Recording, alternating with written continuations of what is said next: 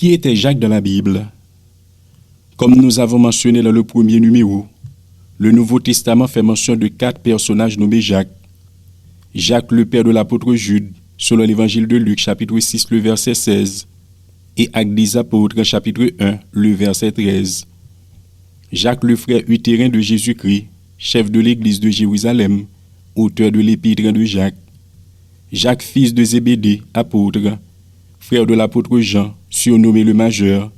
Il fut le premier martyr de l'Église, mentionné dans le seul livre historique du Nouveau Testament, au chapitre 12, le verset 2.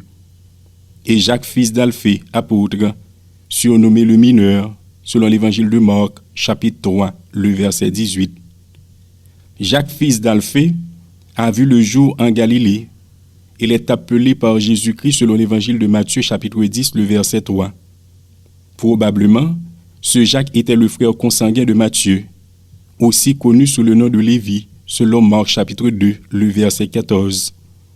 Jacques a entendu les paroles du Seigneur et a été témoin de ses miracles.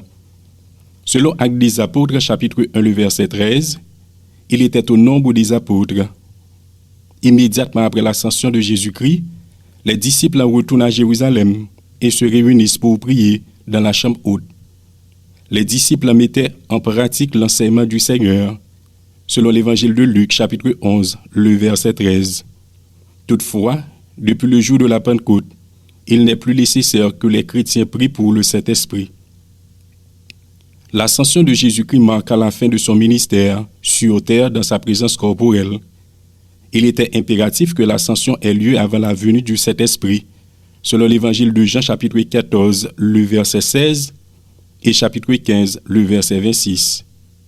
Le Saint-Esprit allait donner aux disciples la puissance nécessaire pour continuer à faire œuvre qui vaille, annoncer l'Évangile pour le plein épanouissement du royaume de Dieu.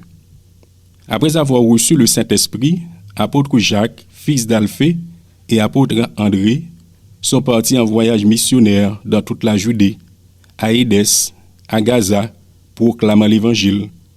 Jacques a fini son œuvre apostolique en Égypte, où il a été crucifié par les païens.